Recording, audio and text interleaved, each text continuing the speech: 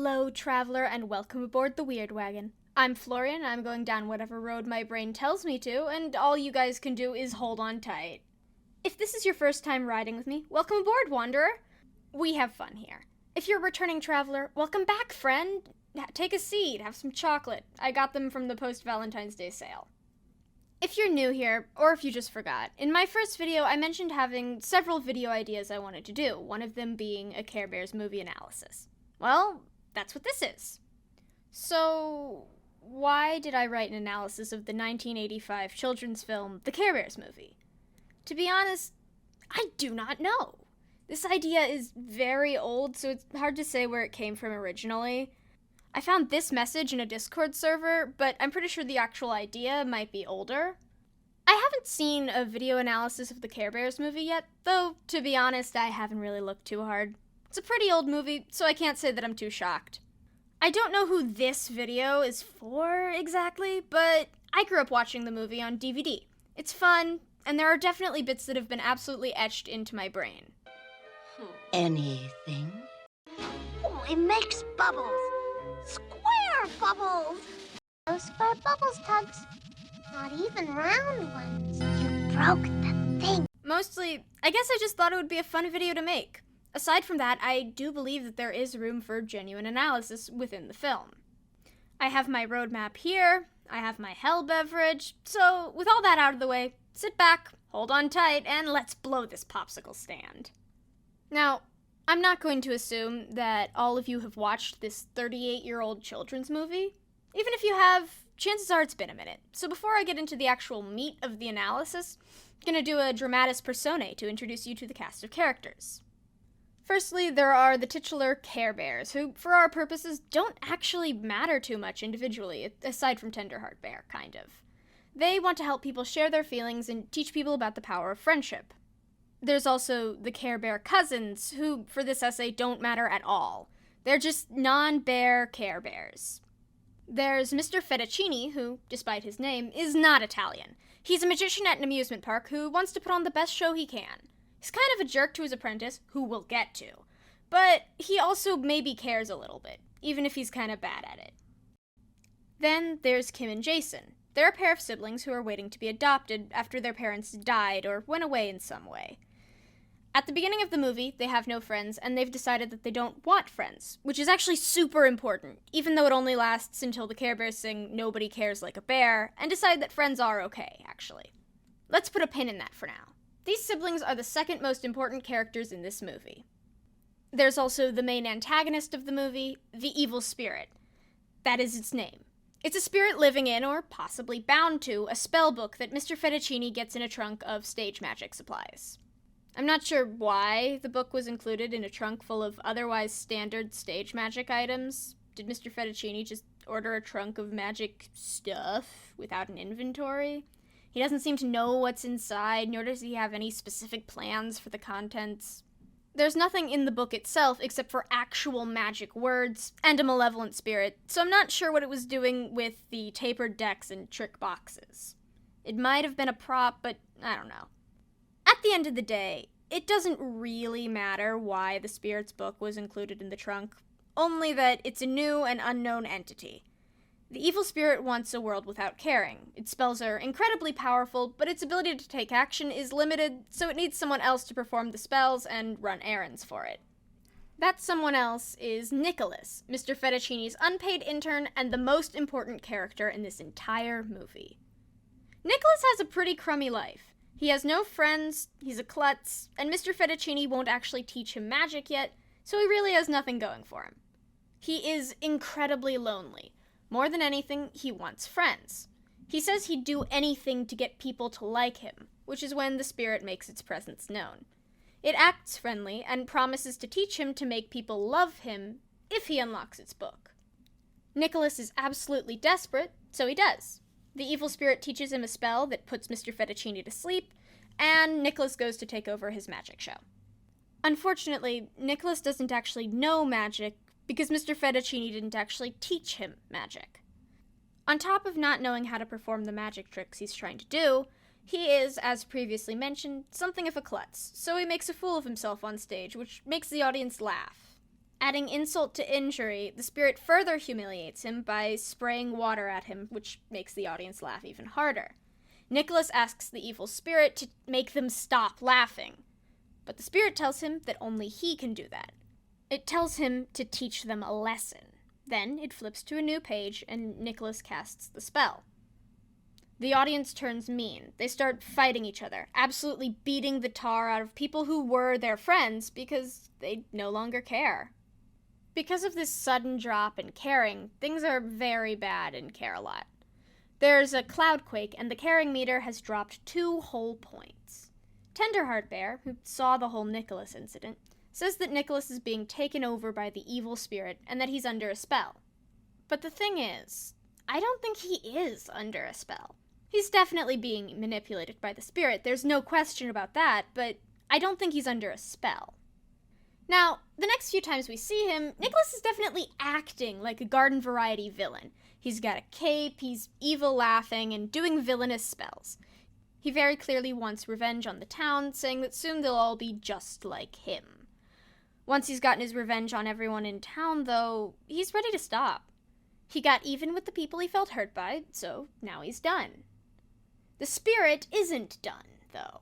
It's after a world without caring, not a town, and it persuades Nicholas to keep going, to teach everyone in the whole world its lesson.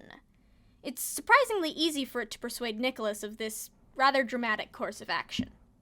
That certainly seems like bespelled behavior, but we need to remember something very important about the spirit. It's true that its spells are powerful and dangerous, and those spells are able to influence other people, but it also can't take action on its own. The only things we see it do by itself are 1.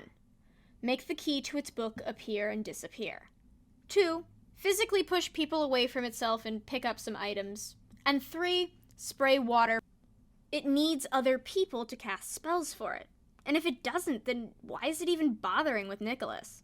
Sure, it might have needed him to unlock the book, but once he does that, why doesn't it just get rid of him? He's not particularly evil on his own. He was willing to let Kim and Jason go at first, since it's just 2 kids, so he might even be a liability to the spirit's plans. So why not just put him to sleep like Mr. Fettuccine and wreck shop alone? The answer is, it can't. It needs someone else to act on its behalf. And another thing. If Nicholas was under a spell, why didn't either Care Bear stare snap him out of it? The stare has proven to be more powerful than the other spell the spirit cast, but it doesn't work on Nicholas. And that's because he's not under a spell at all. The Care Bear stare doesn't work because Nicholas doesn't want it to work. Let's not forget that he is exceptionally lonely and also fairly young. He's a very lonely teenager. Nicholas wanted friends more than anything else in the world, but the narrator, who is Nicholas but older, tells us that he's never had a friend in his life. He still wants friends, he still wants to be cared about, but he doesn't believe that anybody can care anymore. If they could, then why didn't anyone care about him? He has, in essence, given up on other people. Nobody ever cared about him, so why should he try to care about anyone else? He doesn't want to care, and he is thoroughly convinced that nobody else cares either. So the Care Bear stare doesn't work. What does work is Kim and Jason just talking to him. They say that they understand what he's going through, that they used to be like him. If you'll remember all the way back in the Dramatis Personae, at the beginning of the movie, they were choosing not to care. They shut the world out because after the death of their parents, they felt that the people they cared about would always let them down and leave. They thought that nobody cared, but they were wrong. They weren't under a spell. There wasn't any magic involved in convincing them that they were wrong. It was just the Care Bears asking them to consider, showing them that at least some people care, and asking the siblings to believe them. And there's no magic involved when Kim and Jason plead with Nicholas. They tell him that they were wrong about nobody caring, that they just want to be his friends and make sure he's never alone again. And they ask him to believe them. And Nicholas, who'd never had a friend in the world, who'd do anything to get people to like him, who'd been so sure that nobody cared, least of all about him, sees these 2 kids telling him, "We care about you, Nicholas." and he believes them. And if these two can care about him, then maybe other people can too. Maybe he can care. That's when he decides to close the book, because he doesn't want to do this anymore, and more than that, he sees a way out of the self-destructive spiral he's been going down for most of the movie. And let's talk about Nicholas's self-destructive spiral. His actions are undeniably hurting the people around him. That's actively what he's trying to do. At the same time, though, everything he's doing is also hurting himself. But if acting this way is so bad for him, you might be wondering why he seems so happy doing it. Why is he so gleeful in his villainy? Well, Nicholas's particular variety of self-destructing is one that, on a surface level, feels good. He feels alone and unliked, and he's felt that way for a while. And it hurts, but he doesn't know how to solve the actual problem, so instead he tries to make the hurt his own. He lashes out at people around him, further isolating himself, but now it's on his terms. It's not that nobody wants to be his friend, he just doesn't want to be friends with anybody else. He isn't lonely, he wants to be alone. This can feel powerful, in a way. It took a situation where he had very little agency and gave him a sense of control. It turned sadness into righteous anger and gleeful spite. But he isn't really happy. This type of behavior is really tiring. When it's just Nicholas and the spirit putting ingredients into the cauldron, his face is a sickly green, he has giant bags under his eyes. He looks exhausted and miserable. Because he is. Sure, he could stop, technically, but he can't see a way out aside from the way things were before, when he was miserable, friendless, and powerless. On top of that, he also has the evil spirit telling him that what he's doing is right, that he's come too far to stop, and that there's no way out. So he keeps digging himself even deeper. Kim and Jason show him that there is a way out, that the spirit is wrong and lying. But it's still up to Nicholas, and Nicholas chooses to believe them, chooses to care, and chooses to stop. Because ultimately, cloud boats, talking animals, and magic aren't what saves the day. It's having someone reach out and choosing to reach back. Hey! You made it to the end of the video! Congratulations! And thank you! This video was a blast to make, and it's been a long time in the works. If you thought I was joking about the Care Bears movie analysis, I absolutely was not, as evidenced by the video you just watched. If you liked the video, or you have your own thoughts, or feedback about ways I can improve, let me know in the comments. I'm still figuring this out. Anyways, thank you so much for watching. Stay safe out there, and I hope to see you the next time the Weird Wagon rolls around. Bye for now!